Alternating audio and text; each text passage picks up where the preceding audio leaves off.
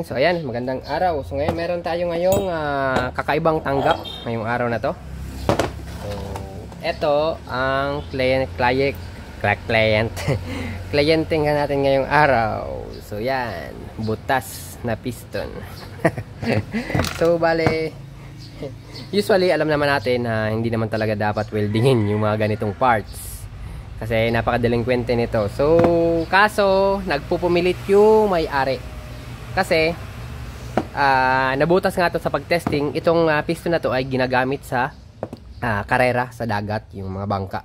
So ganito yung sitwasyon ni client. Bali sa piyesta dito ngayon sa amin, merong entry na mga karera ng bangka. So bali kung order pa siya nito dun sa nagmodify ng makina niya sa Manila, so ilang weeks pa ang aabutin. So bali kung hintayin niya yon, di siya makakasali sa palaro ngayong piyesta.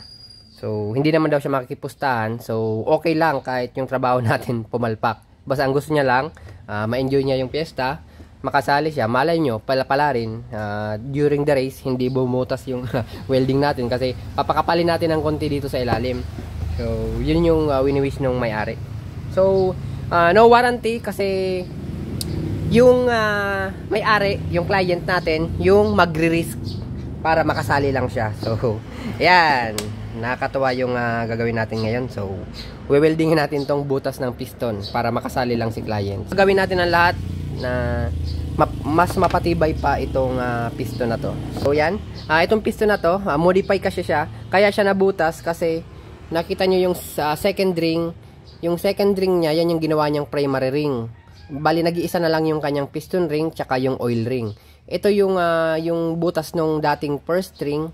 Tinabas na nila, pinanipis nila yung piston kasi nag-crank up sila, ay hindi, nagdagdag sila ng stroke, pinahaba yung connecting rod. So kung hindi nila gagawin to, ang mangyayari, tutukod to dun sa block, ay sa cylinder head pala. So yan, kaya talagang humina yung reinforcement nitong ibabaw kasi pinanipis nila lang grabe. So ang gagawin natin, ipipill up natin itong ibabaw at saka papakapalan natin ng konti dito sa ilalim. So yan, try na natin. Okay, so yan, una natin gagawin, i-grind natin yung palibot, yung pagkakapitan ng welding. So ang gagamitin nating filler rod, yung ating sa TIG welding, ay yung mas matigas. So meaning itong metal na hawak ko ngayon, mas matigas pa kaysa sa base metal nito. Kasi ito pure aluminum, ito naman ay casted lamang. So maraming bubbles, hindi siya pinakaano. So kung tayong tatanungin, yung gagawin nating welding dito is mas matibay kumpara sa the rest. Pero since dalawang magkaiba yung molecular etcheburechi nitong dalawa, hindi natin alam kung talagang matibay yung kanyang band dito sa palibot. So yan, try na natin.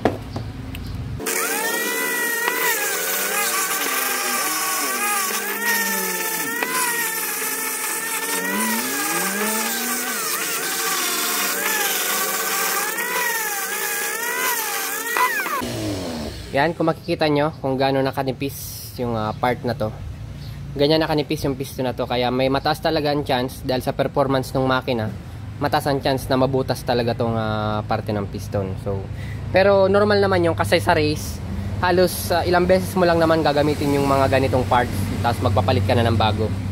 Kaso talaga nagkataon na hindi aabutin ng pyesa ni client yung bagong dating, hindi niya may enjoy yung piyesta. So yan, tuloy tayo.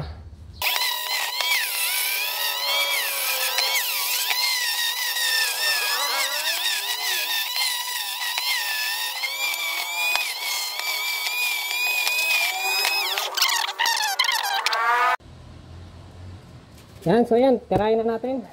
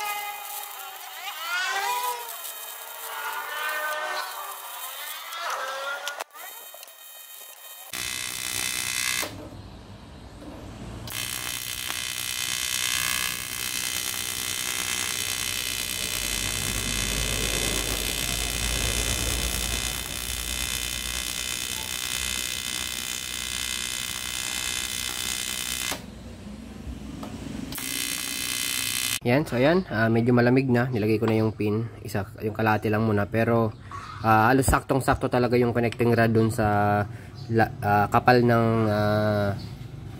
yung kapal na tinapal natin dito sa likod para mas tumibay siya. So yan. So yan, ulitin ko client yung may gusto nito, makasali lang siya sa piyesta sa amin. So yan. Yan, bale, talagang konti lang yung gap niya. So tama na yan, hindi na natin yan i-grind na ilalim. So ibabaw na lang yung i-grind natin para pumantay sa original niyang height. So yan, grind na natin.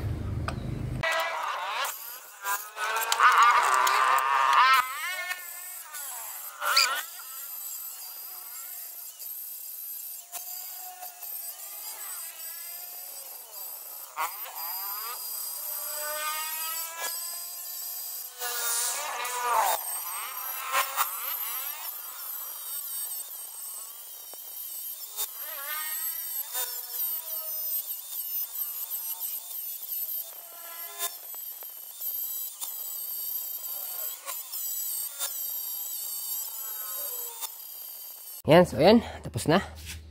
So yan, kung makikita nyo, finish na yung ibabaw. So magpapacket na lang, susundan na lang yung guide ng dating packet.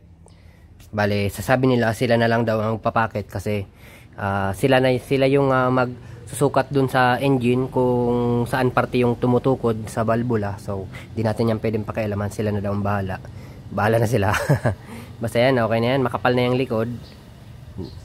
Yan. Tsaka makinis ang ibabaw. Yan, parang wala lang nangyari.